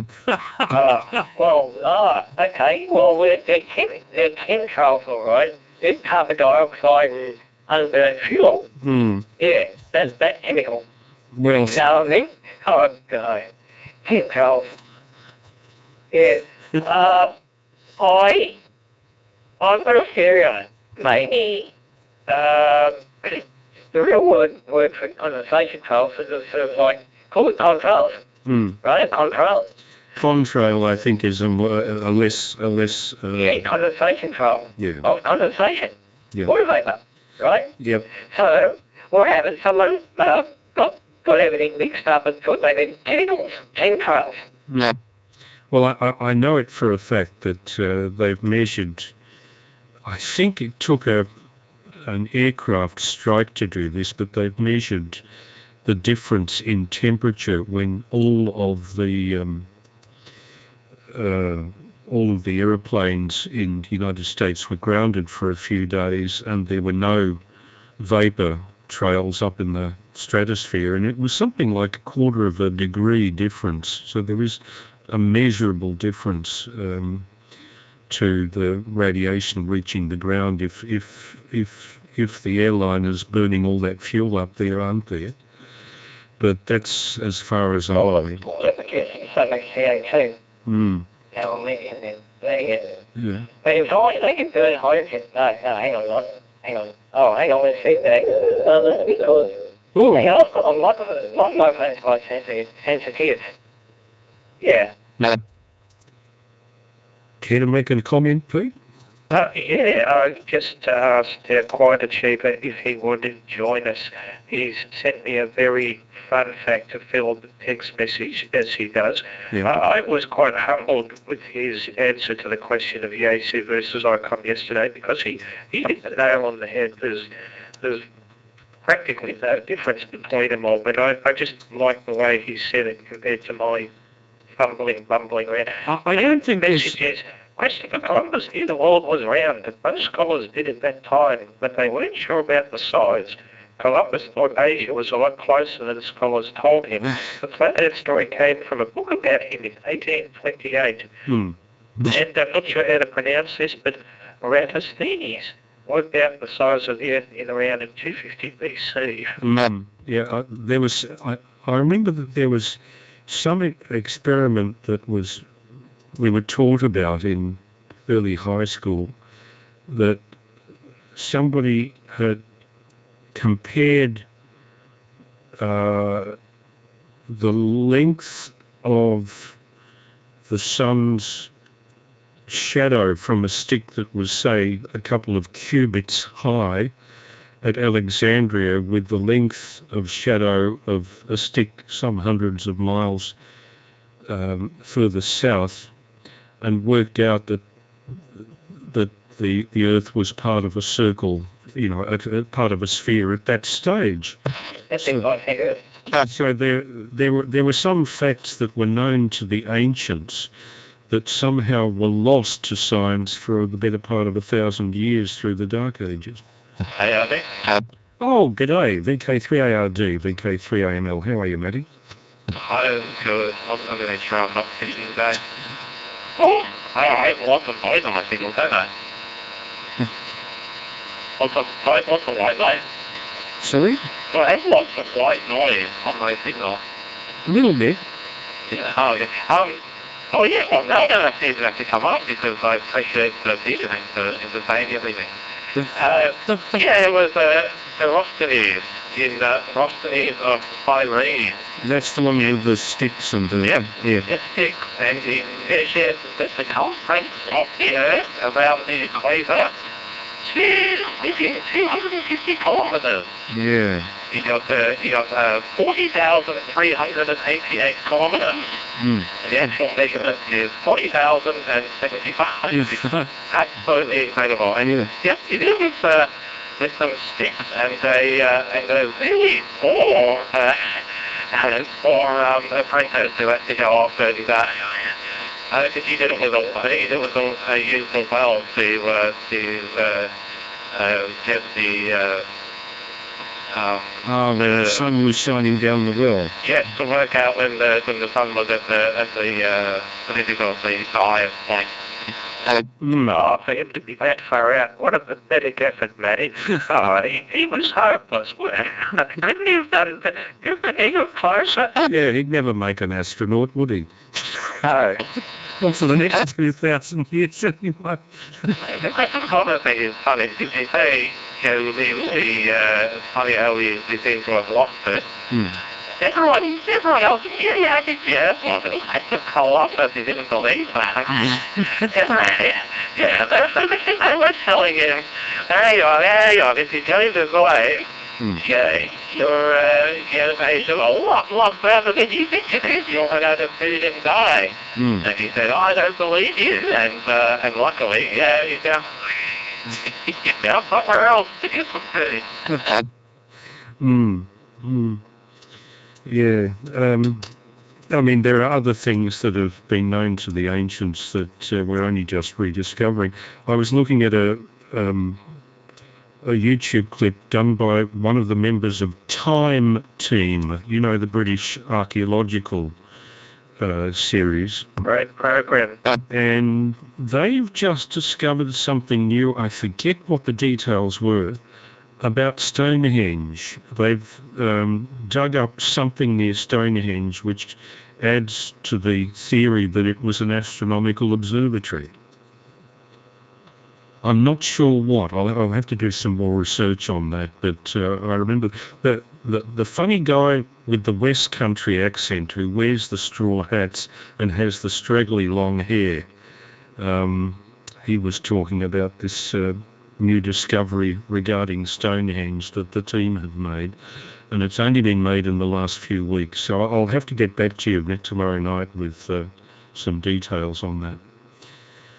History in that part of the world is fascinating. I don't know about Stonehenge. I've heard so many stories about what it is.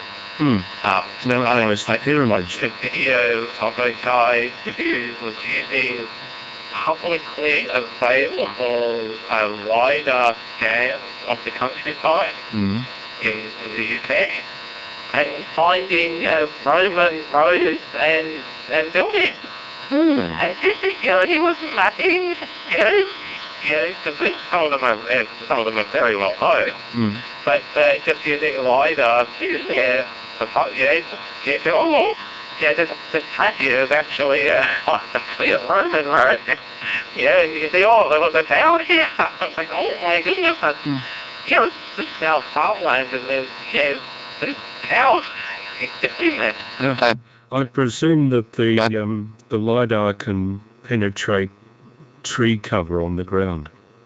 Annoying thing about Stonehenge now, when my late beloved went there in the 80s, you could walk around and, I don't know, potentially spray graffiti on the stones. But nowadays, I believe it's all fenced off because they don't want to cause erosion by people walking around it. But going back a little bit, I still I recall history books that said that Columbus's trip to America brought syphilis back to Europe, and clearly untrue because they've dug up they've exhumed skeletons from 11th and 12th century graveyards that show the marks left on bones from syphilis in Europe already, so it was blamed falsely. It's a wonder they haven't found in Pompeii CD clinic. From what I understand of a couple of the buried skeletons they found, they might have needed it. Right. Yeah, I'm sure that there were STDs in the ancient world that we know very little about. God knows enough of it was going on. I mean. Wow, yes, you know, that's how you could say are allowed upon the phrase. What was that? What's allowed at the Stonehenge, Eddie? CI. So they should be. They keep the rats down, probably. And the rabbits. Presumably there are rabbits in Britain. I can't imagine there wouldn't be. They've got squirrels. I remember seeing them all over the parks and gardens. Yeah, they're cute. It's a pity we don't have those. Well, we've got the next best thing, brushy and ringtails. But yeah, not quite as prolific and or don't run around during the day, but cute all the same, especially our ringtails. I love them to bits. And my station manageress thinks they're cute too. It's a wonder she doesn't attack them. Very grateful that she doesn't, because she might... It might be quite a battle between pussycat and possum. Yeah, I know of cats that have come off very much second best with brush-tailed possums.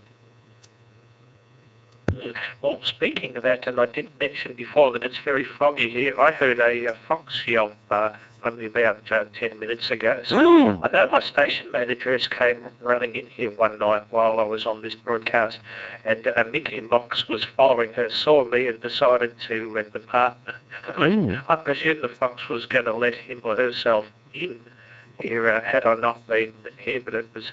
I still don't know whether it was a friendly exchange or not, but anyhow.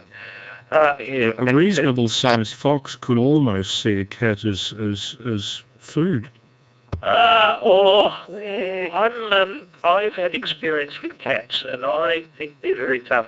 Well, actually, I've seen a few encounters in the wild where foxes have had more sense than to take on a feral kitty cat. And that's cats are tougher than you might think, Chris. Yeah, mostly I think they go for birds or rodents. And rubbish bins. The worst thing for Melbourne with our foxes would be solo bins, because once upon a time I'm sure the old metal trash can was no problem at all to knock over and raid the contents of. But as foxes live even in the CBD, they're great survivors, but nothing quite as impressive as I was at the Lord's Cricket Ground in London, on the visiting players' dressing room looking out onto the ground.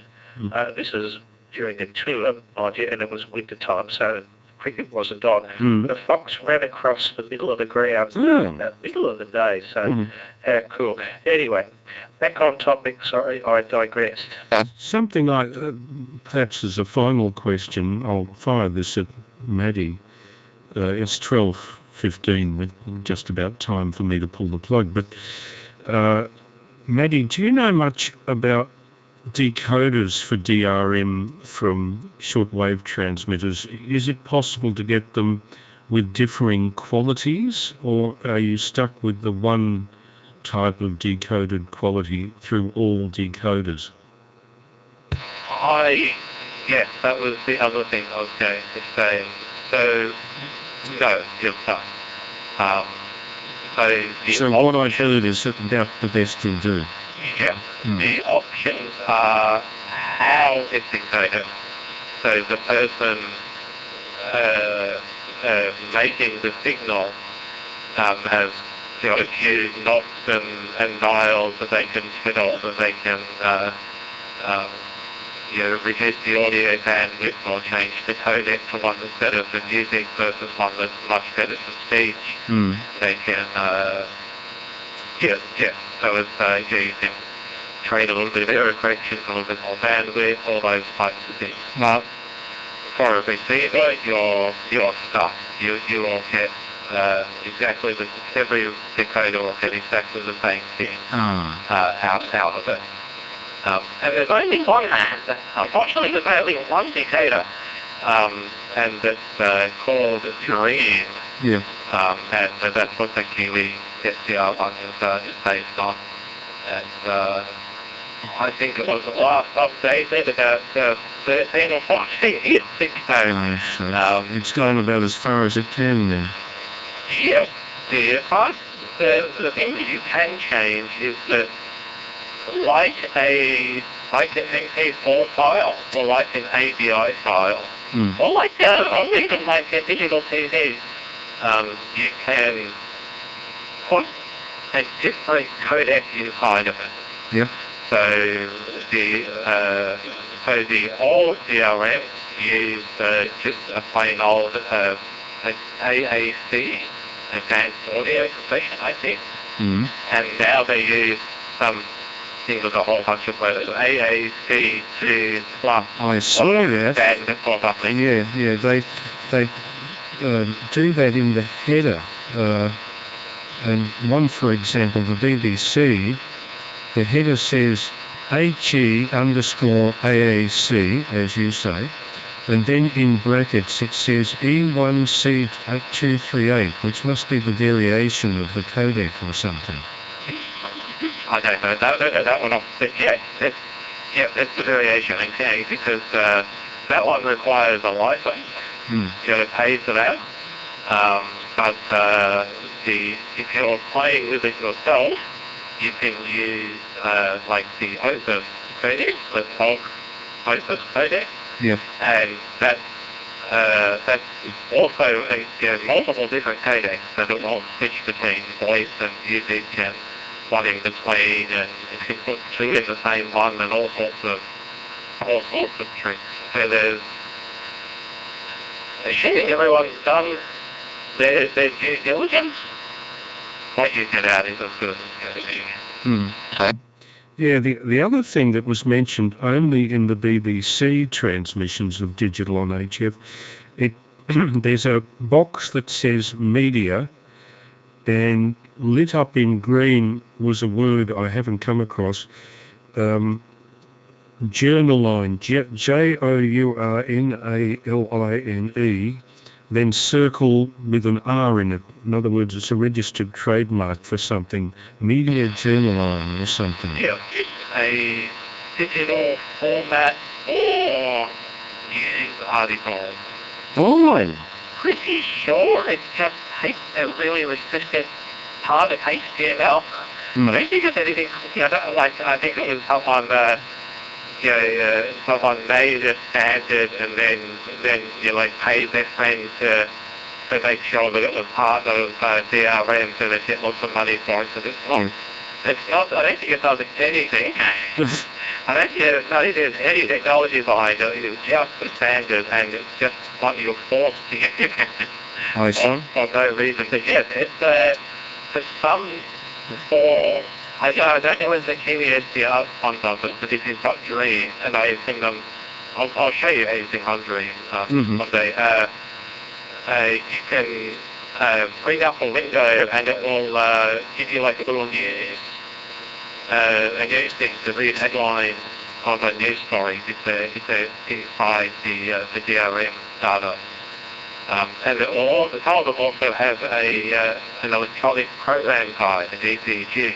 Yep. Which will tell you when the next time it's going to be broadcast, which isn't that important given how rare the broadcasts are. But I imagine they were thinking of it like digital TV, where you have to do really hard to keep track of what you're listening to. Yeah, I was surprised at how many places are transmitting DRM on HF. You can go to a page that's called, not surprisingly, Global DRM Transmissions Schedule. Global DRM Transmission Schedule, and it gives you the times of the day and the frequencies of each of the broadcasters. And there's something like a dozen broadcasters using it, including the BBC, the New Zealand Broadcasting Corporation, Romania, China, Russia. Radio Russia has several frequencies, not as many as China, but still. I was just surprised at the number of these stations, because you're not terribly aware of them as you tune across the band. But I'd be very wary of the Russian one, because he wants to listen to Ukraine trying to invade us. I did actually decode a bit of Russia, but it was poor, and I think I'll give you a bit of a blast of it. I think it's balalaika music, but somehow, because of the poor signal-to-noise ratio, all of the music packets have been assembled in the wrong order, and it sounds like this. Hang on. Here we go. Wait a moment. It's deciding to...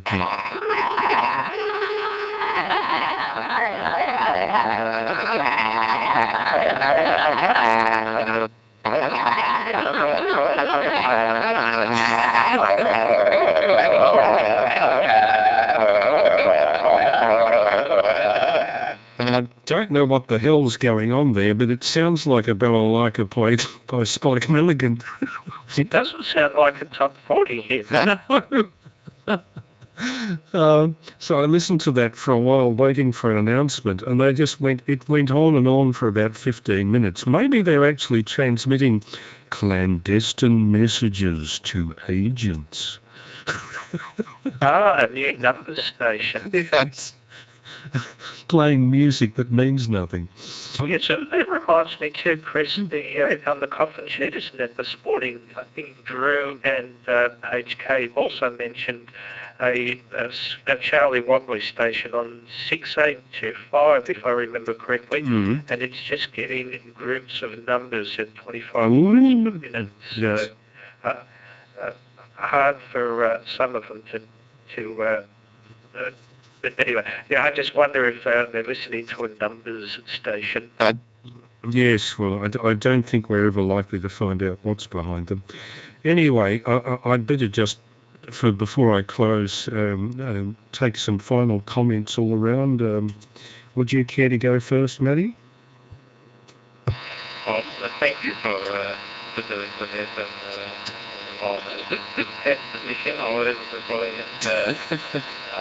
Crossband.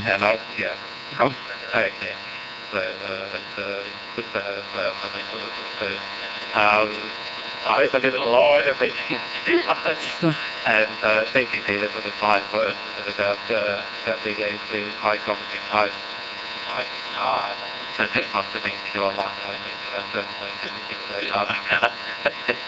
Have a great night, everyone, and I'll catch everyone sometime in the future. Yeah, thanks, Matty. I think if you compare ICOM with Yaesu in models that have been produced over the last 5 years, there's not too much difference, but I did notice testing, for example, the received sensitivity on VHF and UHF of my Yaesu against similar radios from the 1980s, like the Philips FM 900 or the Bearcat desktop scanner. They're very significantly less sensitive, lot more noise on receiving signals of a given level.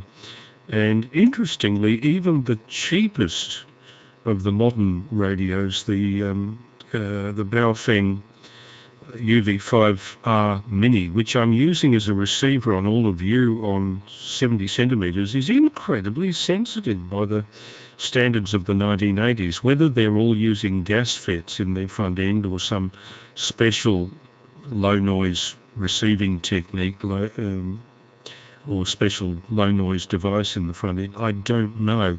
whatever it is, they've got bloody impressive results. Nigel, any final word from you? VK3XKU, VK3AML. Oh, no, yeah, not really. Yeah, just saying this, yeah. So, yeah, I was talking to that. So this one, I got me on here. So, no, I haven't got anything to say, really. Okay, well in that case I'll hand it over to Peter to tie the ribbons. VK3ACZ, VK3AML. Thanks again for your support. 3AML, 3ACZ. Well, thank you, Chris, for the crossbanding. Thank you to our listeners and the email, the feedback that's coming through. That's good. Quick comment about Maddie. You absolutely nailed the Yaesu icon differences and all that. Way ahead of me. But one thing icon and that's fairly noticeable is the difference in price. The IC 7851 retailed for $18,500 here. I can't imagine anybody paying that much money.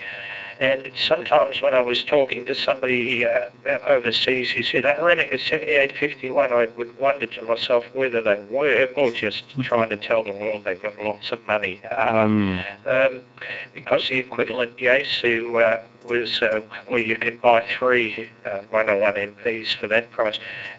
Even now, the 7760, the 200 watt flagship HF radio, that's